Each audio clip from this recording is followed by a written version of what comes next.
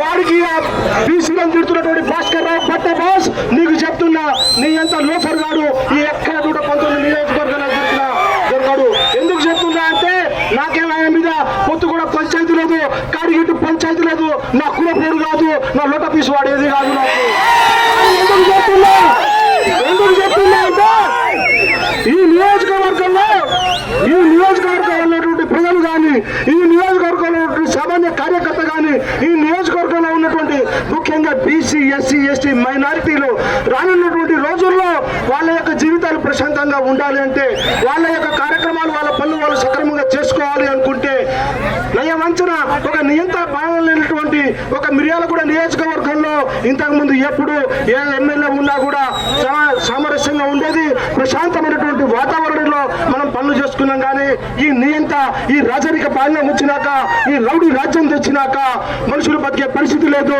ఎవరికి వారికి కొట్టాడ పెట్టుకుంటాడు. ఒక సర్పంచ్ పోతే, ఒక ఎంపీటీసీ పోతే ఎవరికి నువ్వు కనీసము నమస్తే పెడితే నమస్కారానికి సంస్కారం తెలియనది కుసంస్కారివి నీవు భాస్కర్ మాటలు చెప్తున్నావు.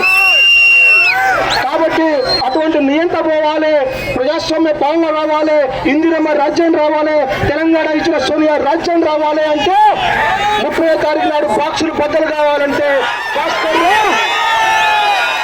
రావు ఎక్కడి నుంచి వచ్చిందో అక్కడికి ముళ్ళ సర్దుకొని పోవాలంటే హస్తం గుర్తు మీద ఓటేయాలి.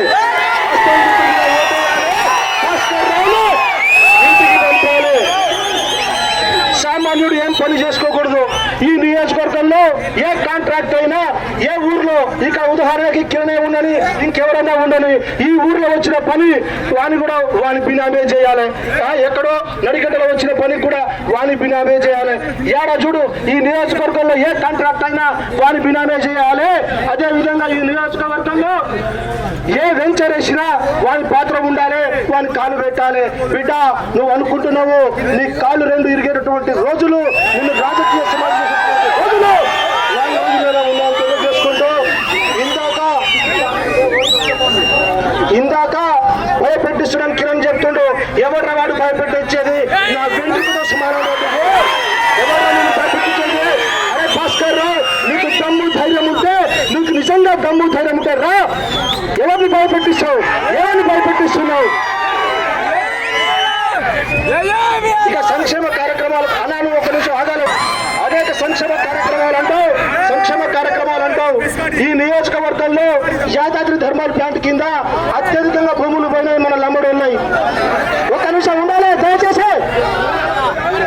ఈ నియోజకవర్గంలో యాదాద్రి థర్మల్ ప్లాంట్ ఉంది, ఆ ప్లాంట్ కింద అత్యధిక భూములు పోయినాయి, మనకు లంబడి ఉన్నాయి, గిరిజనులు, ఇంకో మన బీసీ మిత్రులు అయిపోయినాయి. అనేక సందర్భాలు చెప్పండి భాస్కర్ రావు, ఈ నియోజకవర్గంలో ప్లాంట్ పడుతుంది, మనకు ఉద్యోగాలు వస్తాయి, ప్రతి ఊరికి 10 ఉద్యోగాలు ఇస్తా, పెద్ద ఊర్లకైతే 50 ఉద్యోగాలు ఇస్తా అన్నాడు. మరి ఈ దామర్చర్ల మండలంలో ఎన్ని ప్లాంట్ల ఉద్యోగాలు వచ్చినాయి భాస్కర్ రావు? మరి నీకు మాట్లాడే నైతిక హక్కు లేదు, కోల్పోయినవు. నువ్వు ఇవాళ డేట్ ఎంత? ఈ రోజే నువ్వు అసలుకి నువ్వు ఒక ఎమ్మెల్యే కాదు కదా, ఒక మనిషిగా కూడా నువ్వు అన్ఫిట్ అనేసి ఈ దామర్చర్ల ప్రజలు చెప్తున్నారు. వాస్తవేనా? మరి అదే ప్లాంట్ లో నాకంటే ఉద్యోగాలు ఉండవు, కానీ నీ ఇసుక మాఫియాకి నువ్వు కావాలి, కోట్ల రూపాయలకి నువ్వు కావాలి. ఇదే భాస్కర్ రావు 100 కోట్లు 1000 కోట్లు సంపాదించుకున్నావు. రానున్నటువంటి రోజుల్లో 30వ తారీఖు తర్వాత ఆ భాస్కర్ రావు భరతానికి నేను బాధ్యత తీసుకుంటా, కానీ సంక్షేమ కార్యక్రమాలకి వీళ్ళిద్దరు బాధ్యత తీసుకుంటారు. ఆయన సంపాదించిన దామర్చర్ల మండలంలో 500 నుంచి 600 ఎకరాలని కబ్జా పెట్టిండు, 100 కోట్ల రూపాయలని సంపాదించుకుంటూ. రేపు రానున్నది కాంగ్రెస్ పార్టీ ప్రభుత్వమే.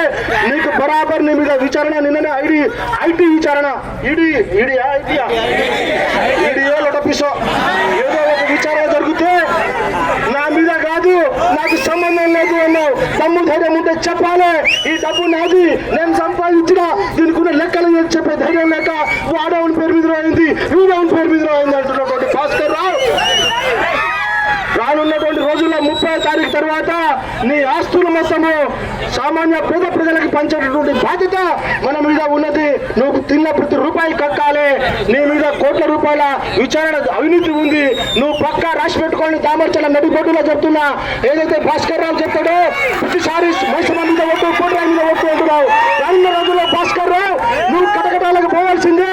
నువ్వు చిప్పకూలు తినేటటువంటి రోజులు కూడా దగ్గర ఉన్నాయని తెలియజేసుకుంటూ మళ్ళీసారి చెప్తున్నా, ఏ కార్యకర్త జోలికి వచ్చినా, ఎవరిని బెదిరించినా ఇదే దామర్చర్ల సెంటర్ లో పట్టణంలో తీసుకొడతా భాస్కర్ రావు కుమార్తెని తెలియజేసుకుంటూ 30వ తారీఖు నాడు చెవి గుర్తు మీద ఓటేసి అత్యధికమైనటువంటి మెజారిటీ తోటి పిఎల్ఆర్ గారిని కొత్త పేరుడు గారిని గెలిపించాల్సిందిగా మీ అందరినీ పేరున వేడుకుంటూ జై హింద్.